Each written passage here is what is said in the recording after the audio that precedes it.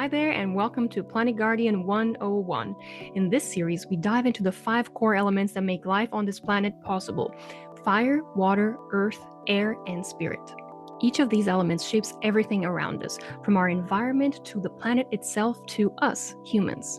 Because we're all made of the same stuff, the same patterns, the same energy, and the same life force. And so we look at these elements and how they appear and function in these two different but intrinsically connected beings, us humans and the planet itself. From there, we examine the imbalance of these elements and we look into what's going on in the systems that make life flow.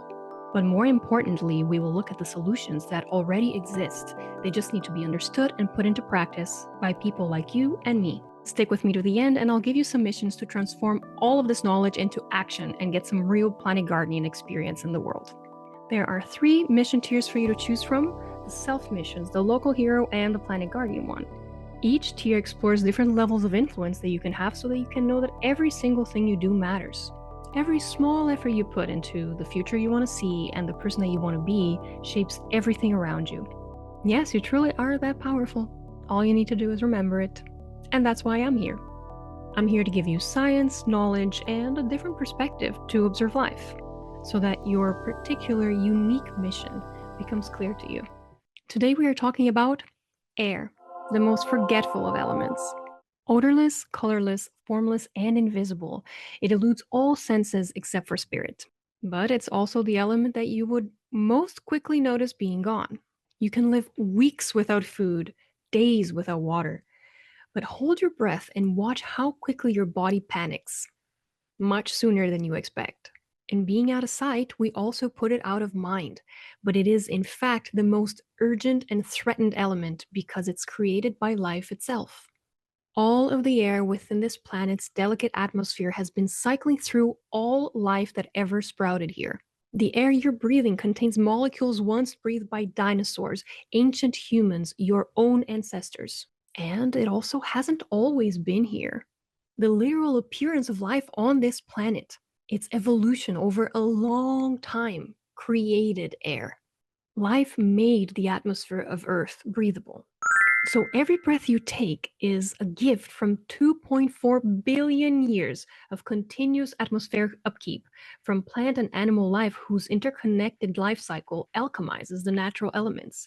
We live in a delicate, evolving oasis of life that is swirling rapidly across the cold, dark, and silent void of the universe.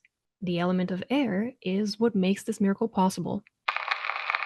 In Earth, or Gaia, similar to water being its nutrient circulation system, air forms the atmospheric patterns of this breathing planet. It moves heat, moisture, and life-giving gases around the planet through a massive system of interconnected cells and jet streams. I always knew that our forests were the lungs of the planet, but it was only when I heard an indigenous elder say the whole planet respirates that it dawned on me that Earth was a living being to that level.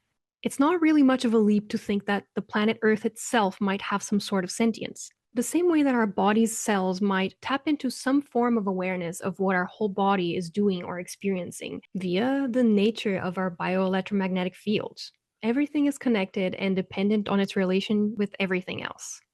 And air has continuously been upkeeping this evolutionary relationship, providing this planet with life force for billions of years before us. Earth's atmosphere evolved through 3 different phases. Its original atmosphere was just likely hydrogen and helium because these are the 2 atoms that most want to exist.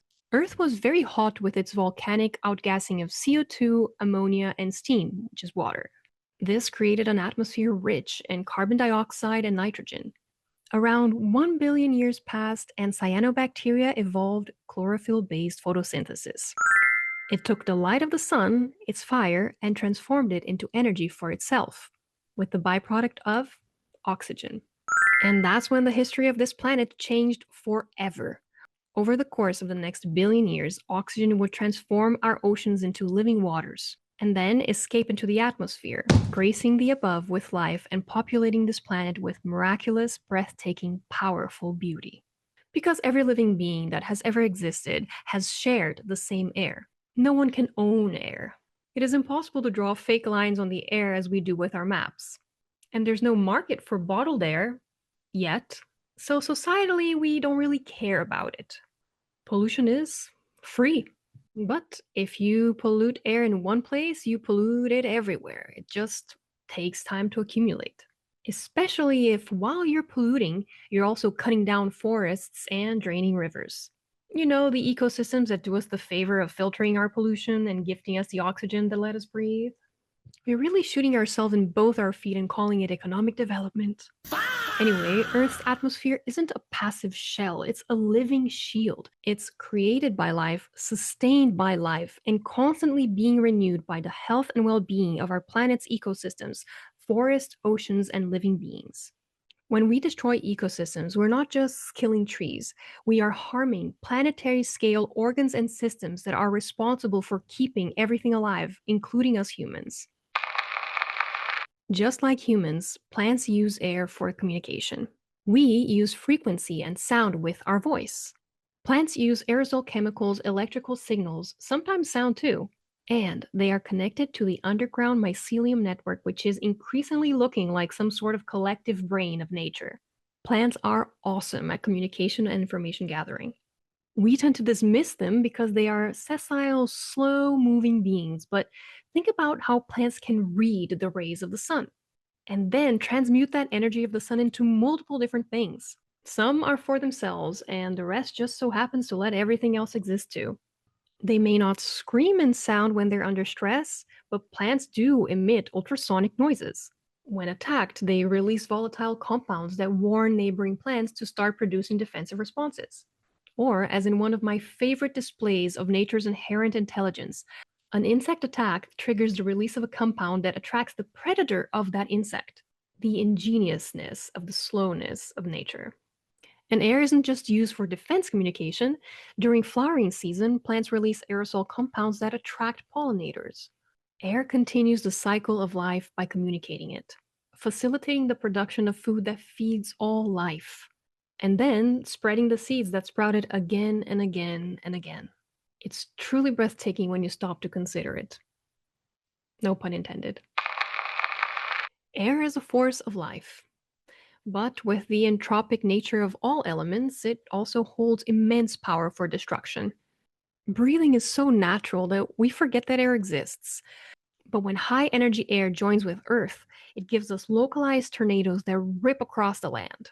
They come at high speeds and are gone just as quickly, leaving wreckage in its wake. When high energy air joins water, it creates a giant beast. It moves more slowly but carries much more weight and power behind it, being able to last much longer. Stuffing the atmosphere with fire has bestowed upon us the fire and air combination. Sometimes in the edge of heat domes where there's pressure concentration, we get what is called a ring of fire, and severe thunderstorms happen there. The element of air is invisible, covert power. Air in humans is both similar and complementary to Gaia's, almost like we're all connected. The human respiratory system also circulates and processes air just like the planet does, but as its complement. The oxygen we breathe is processed in our lungs. We use that oxygen to free the energy from our food and water. The byproduct of this process is carbon dioxide. The carbon dioxide that we breathe out gets absorbed by nature, who uses water and the energy of the sun to produce food and oxygen. Do you see? We depend on each other. We need each other. We keep each other alive.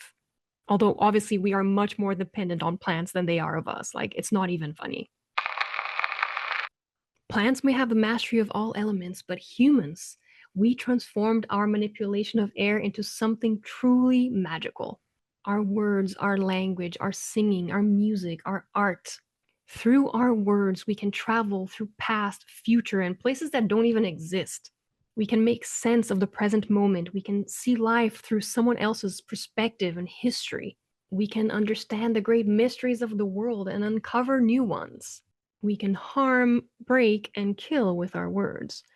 But we can also set people free. We can heal, love, and breathe life, courage, hope into others. Words are magic spells.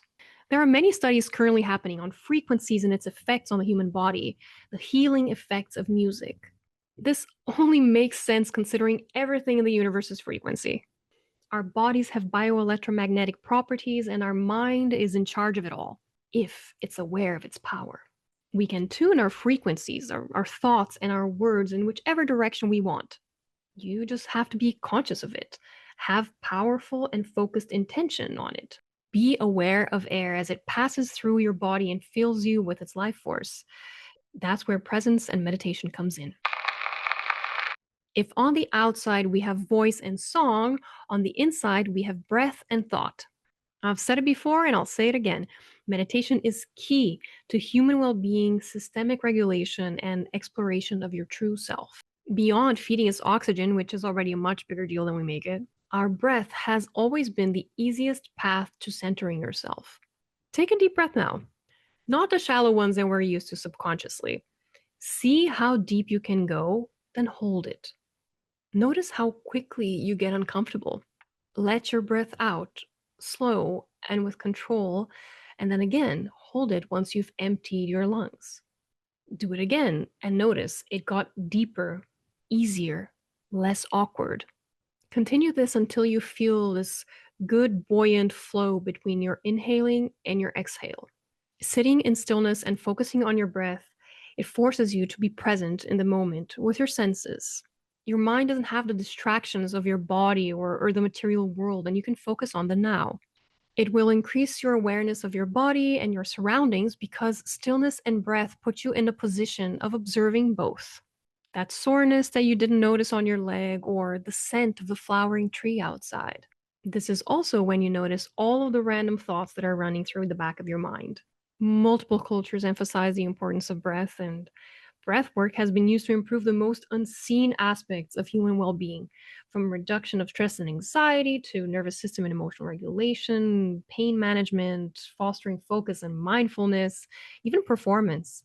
Sometimes, well, a surprising amount of times, the answer is usually simpler than we imagine. We invent complexity because our materialistic society has convinced itself that life cannot possibly be easy. And also because that's how you invent things to sell. I've learned a lot about the abundance of simplicity from indigenous people. In indigenous lore, air is a bridge between the physical and the spiritual world. It's the medium through which prayer travels. Air carries the wind of change and the voice of spirit. It's where the freedom of the soul resides. It's so profound. Dr. Elmer Ghostkeeper said one of the most important actions that we can do for humanity is use our voice. Learn and speak our language. And this ties into communication, but he mentioned how indigenous people created their language. It was to facilitate the passing of information and wisdom since their knowledge system is based on storytelling. So every word carries so much more meaning than the simple description of material things, because they are so connected with the complex relationship flow of their surroundings. Again, words are magic spells. Another amazing point he made was how the sounds of Mother Nature create action. They produce emotion because they have meaning, meanings that are deeply tied to all of life's evolutionary biology. Our body is hardwired to respond to stimuli from the real world, responses that are learned through millions of years of our ancestors' evolution. Civilization only separated itself from nature in the last 500 years or so. But for millennia before now, we lived connected to and at the mercy of Mother Nature. We listened to her much better, and she was always speaking to us. She still is. We just can't hear her anymore. She uses frequencies, sounds, aerosols, and potentially other ways which we cannot hear or perceive until we remember how to listen. This makes total sense. Dr. Ghostkeeper also mentioned that to work with air is to respect silence and words equally. There is just as much power in silence as there is in sound. We really should listen to Indigenous people more and give their voice more power. But we haven't, which brings us to the issues. Big picture first. So, obviously, there's an imbalance in our atmosphere's carbon dioxide and oxygen ratio, the fire and air connection. We are slowly, for us, and rapidly, for Earth, and surely for all, transforming the delicate, breathable atmosphere of this planet into an oven, heating up to accumulate Earth's pre life conditions. At this stage of the game, fire and air are battling for control of our atmosphere. Although the battle really isn't fair since our carbon emissions are out of control and we are exploding the planet on multiple locations.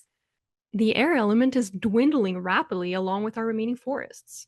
And as climate change grows from our actions and inactions, it forms a wicked feedback loop that gets extreme wildfires turning plants, earth, and water into fire and smoke, polluting and poisoning birds, animals, water, soil, whatever it doesn't burn to a crisp. The imbalance has gotten so out of hand that it's having planetary implications.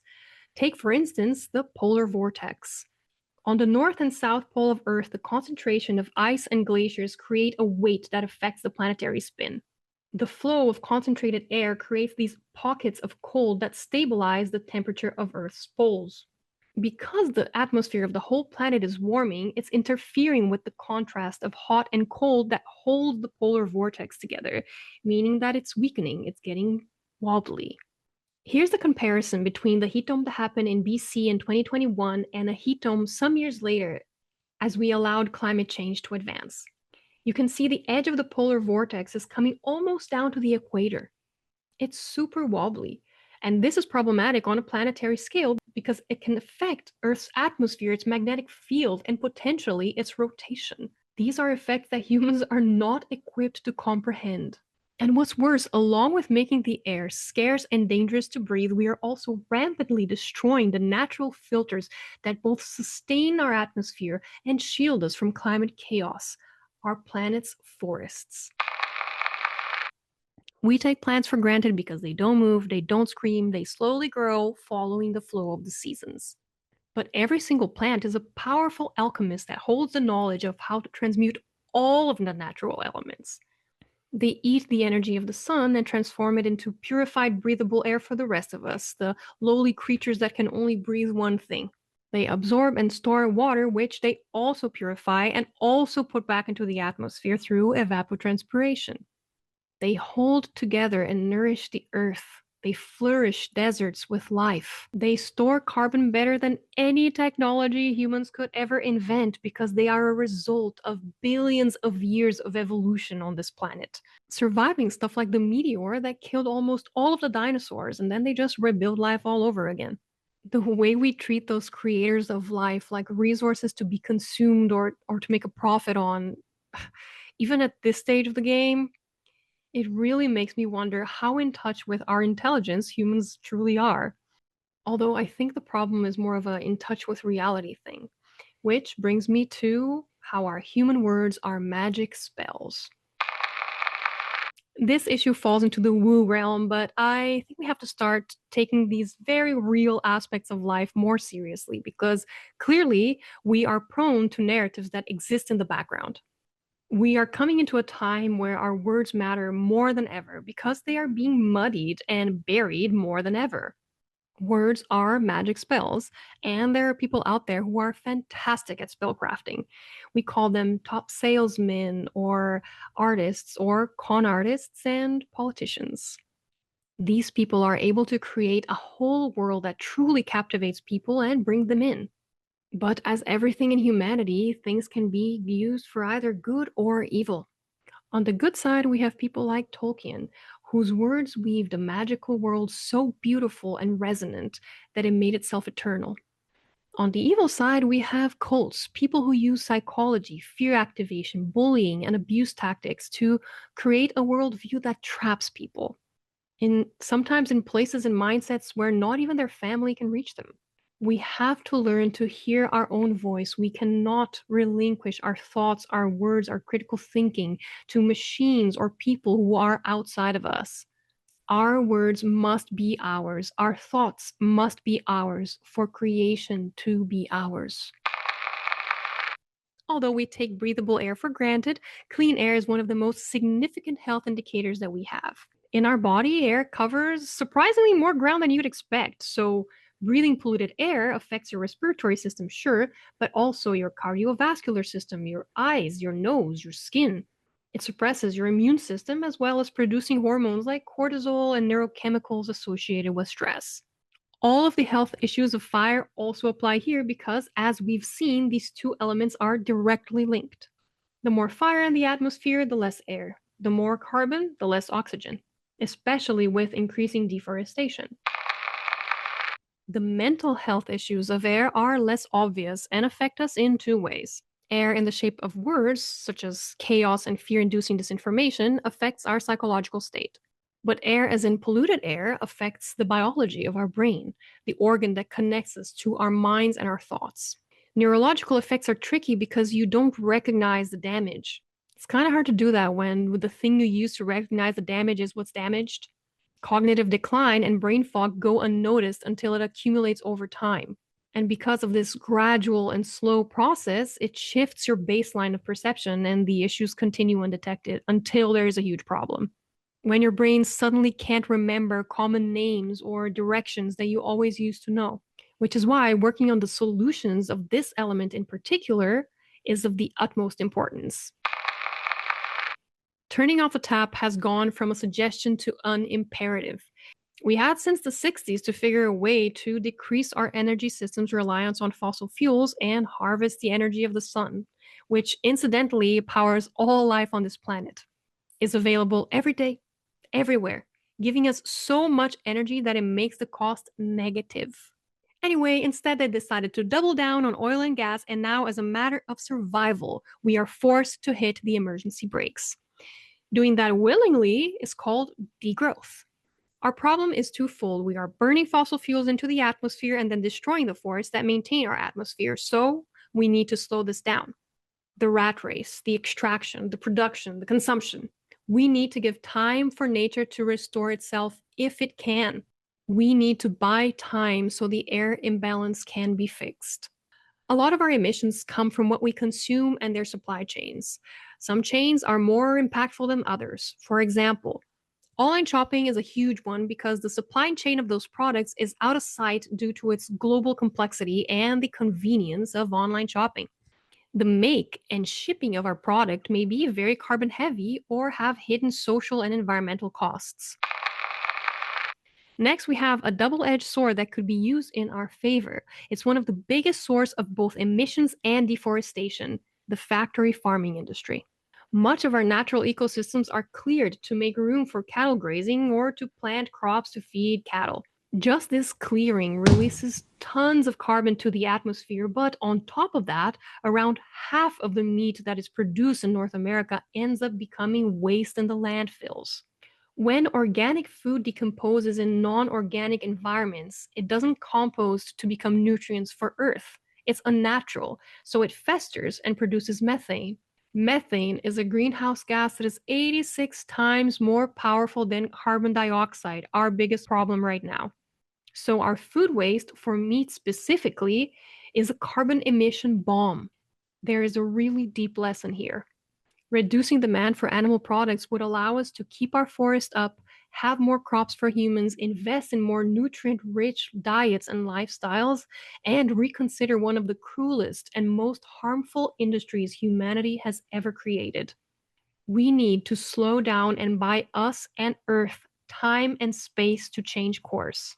Even though this course has been heavily set for us and by people that profit a lot from it.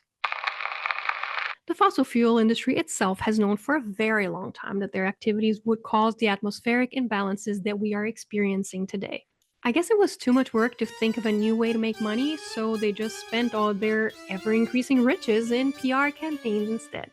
Laundering their image, greenwashing their activities, and creating campaigns of personal responsibility to make you think you are the problem. And it worked very well. The amount of money spent on decades of greenwashing could have funded the renewable transition many times over at this point. Imagine the world we would have now if innovation and creation had won the battle against greed and exploitation. The trillions that we need for mitigation, adaptation, loss, and damages, they're out there in untaxed wealth, corporate profits, and illicit financial flows. At this point, we need to hold polluters accountable in order to finance the solutions that we require to fix the problem they knowingly created then hid. We need those resources in order to allow us to lean into degrowth and focus on nurturing and rebuilding rather than producing and consuming. And it's from this combination of degrowth and polluter accountability that we must buy ourselves time and resources to lean back on consumption, while the funds from the hoarders and the polluters get redirected to the much needed clean energy transition and restoration of our atmospheric integrity through protecting and nurturing our forests. I think this is a really good deal considering how humans used to demand accountability in the past. We protect whatever is left of our oxygen creating and air purifying ecosystems and then work to expand the area of effect of these ecosystem services. We increase tree and plant cover in cities to both reduce the heat island effect and create pockets of refreshing filtered air that help the climate of the entire region. Investing in carbon capture is an interesting idea, but humans cannot outdo nature. Trees are the best carbon capture technology in the universe, and it's living form, so we don't really have to manage or maintain them. They do it themselves. They maintain us. Humans have this habit of complicating things more than they need to. We either stop this obsession with thinking that we are superior, better, or dominant in nature and actually humbly surrender to its wisdom, or we will just continue barreling down the hole that we're drilling ourselves. And one of the best things we can do to accelerate this paradigm shift is talk about it. Use your powerful voice. Your voice matters more than you know, especially in changing times where everything is so uncertain and transitory. At this point, we can all discern and feel that things aren't really going in the right direction. The good news is that so many of us, and more each day, are already moving in the right direction. It's only the perception that makes it seem like change is impossible. In reality, the world is already moving, and I hope that through this course, you're able to clearly see that path. Now, the most powerful thing that you can do is use your voice to tell others that this better path exists.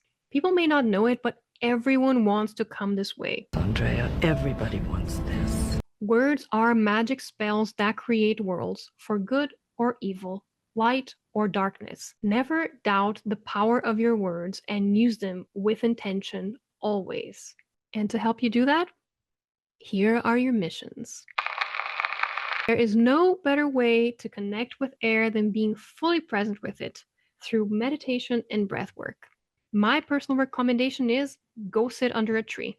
Go experience the evapotranspiration of a canopy. Breathe in the pure oxygen provided by the elemental alchemists of planet Earth, the beings that are the only reason that life has been able to flourish on this singular planet that rapidly spins around our sun star, shooting through the vast expanse of the void of the universe. Or you can stay on Earth and notice how fresh the air is, how there's water along with the air, how good it makes you feel to take a breath. 4 seconds inhale, 4 seconds hold, 4 seconds exhale, 4 seconds hold.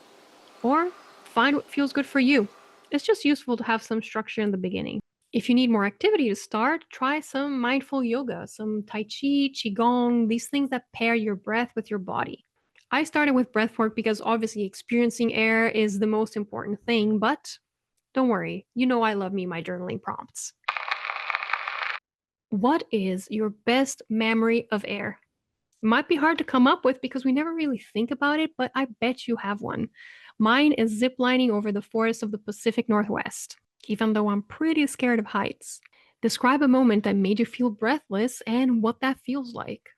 I watched Green Mile and I cried so hard at the end.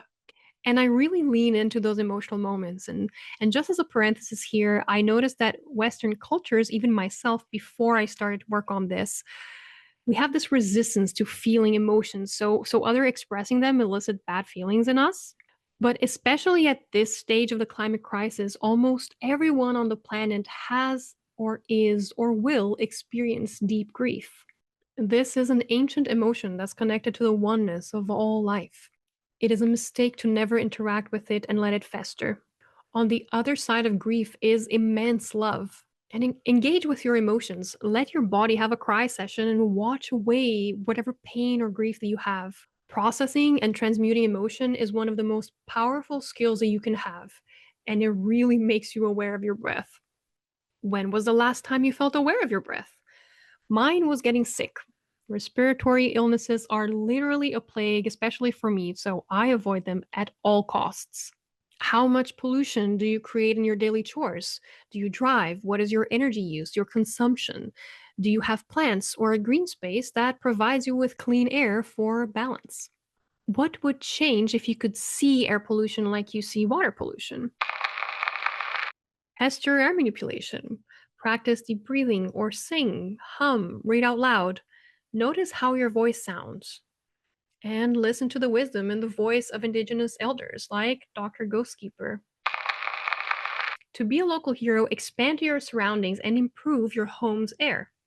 Make a carbon footprint of your travel and energy use for your household. What gets measured gets managed. Reduce your gas emissions by using electric vehicles, especially those of us who live in car dependent societies. To control the atmosphere in your home, consider upgrading your air conditioner to a heat pump. They work for both cooling and heating, and they are less straining in the electricity grid, so they reduce the energy costs for both yourselves and your community. If you pair all of those with solar panels, your home's energy grid becomes localized and more independent, more resilient, less reliant on the entire system that is unfortunately built around the volatility of fossil fuels. You become renewable, harvesting the energy provided by the sun every single day. You can also rewild your green space, increase shade, evapotranspiration, and air purification around your home. Use plants that are native to your area and contribute to soil health, heat, and drought management. Improve your human health as an enjoyable side benefit. Beyond your home, research the air in your region. What's your city's air quality? Does your city recognize the importance of clean air? If yes or no, advocate for it. Green and blue infrastructure purify air. Some examples are pocket forests, green walls and corridors, and my favorite, 2-in-1, solar green roofs. Join or start a tree planting initiative with your neighbors. Municipalities often have lots of incentives for stuff like this. Talk to your family, your neighbors, your city council about what you've learned here and what you consider the most important for your area. Only you know what's best for your surroundings. And lastly, your Planet Guardian missions, which call on us to see the big picture. People have this aversion to making things political, but unfortunately, politics are in everything we do. They are the rules that dictate how society is formed, how it runs. Politics is the skill of casting spells, of putting on paper the limits of how we are allowed to think about the future and shape it. Currently, our reality sees nature as a resource to be consumed and not ecosystems essential to upkeep life on this planet. The most significant thing that we can do is change this extractive materialistic mindset that limits what kind of future is possible. Contact the people that make the rules for you. Demand that we stop directing resources and subsidies to fossil fuel projects and invest instead in two things: resilient clean energy and green infrastructure that purifies our air instead of poisoning it. And then rewilding and ecosystem restoration. These two solutions, they synergize to slow the rate of change of the climate, reducing heat and pollution on one side and recovering the atmosphere on the other, buying time for Earth to breathe, for us to breathe, and the atmosphere to restore itself. Democracy seems to be in a bit of peril at the moment, so it's more important than ever for you to exercise your right to vote. My suggestion is for you to try to ignore political games and stratagems. Just pick someone that aligns with the future you want for yourself and who walks the way, even if they're not a strong candidate or the strategic choice based on public opinion. Choose a path and future that you feel is right. I cannot stress enough how important it is to protect our air purifiers, the alchemists of this planet. We need to stop deforestation. The Forest Forever Fund, it provides an interesting mechanism that shows the value of forest ecosystems and provides monetary incentives for countries to protect them rather than destroy them. We have to boycott products that are linked to forest destruction, like palm oil, like beef from clear rainforests, unsustainable timber. Very unfortunately, it's not fat-bottomed girls that make the world go round, but money. While the matriarchy is still in the works, we must invest our money directly into the future that we want to see, but especially into keeping the lungs of our planet healthy. So Donate to reforestation projects in the Amazon, the Congo Basin, or Southeast Asia, the big forests that are the lungs of this planet. You can also support Indigenous land rights. Indigenous people have always been trying to protect nature, warning us about the consequences of our actions. They have 15,000 plus years of experience transforming North America into this giant interconnected food forest. And it's bonkers that colonization managed to magic spell us into believing the idea that these humans that know how to read and talk to nature are savage and uncivilized. They are one of the last barriers between humanity and our exponentially growing attempts at self annihilation. We shouldn't be fighting them or letting our governments gaslight them to serve the interests of corporate and capital. We should be helping them protect the nature that sustains all of us. And last but not least, join the movement. Connect with climate justice organizations that are paving or rewilding the way to a better future. Show up and use your powerful voice to shape the future you want for yourself, your children, your legacy. Every time you speak, you are influencing the world around you. Use that power with intention, and you'll be surprised at just how much a single person can change the world, especially someone like you. And that's it for the air element, everyone. Thank you for watching all the way to the end, and I hope to have shared some light on this elusive yet omnipresent element. Air reminds us all that we are connected by the same breath, that of planet Earth. The air in your lungs right now was created by forests, by oceans, by beings big and small, invisibly working in the background of our existence. You are alive now because of this gift. And you have gifts to give back, powerful ones. When you nurture your garden, you're nurturing your own ability to breathe. When you reduce pollution, you're increasing your life and that of those around you. When you speak up for clean air, you are speaking up for all of the beings who depend on our shared atmosphere. The beautiful truth is that what's good for air is good for everything. Clean energy creates clean air and stable climate. Forests create oxygen and biodiversity, and stabilize the water cycles, and create food, and fill the world with beauty. Walking and biking create health and community, and less pollution. There is no trade-off between humans thriving and Earth thriving. They're the same thing. Our mission as guardians of this planet is less about fighting against things, although there is part of it, but it's more about building towards something. Creating conditions where life flourishes, where children can run outside and breathe deeply and freely, where forests literally sing with biodiversity, where cities are designed to integrate technology and science with nature, because nature is our most ancient and wise teacher. This world is not only possible, but it's the way that life naturally wants to go, if we only stop standing in the way with what we think is right. And that starts with each conscious breath, each small choice, each moment of remembering. You are a part of the web of life. You are air, you are water, earth, fire, and spirit, temporarily taking form on this miraculous planet. You have the power to shape what comes next, for you and for everyone. So go breathe life into the world that you want to see. Please take some time to process all of this and select some of the missions, get some experience, and then I will meet you in the water element.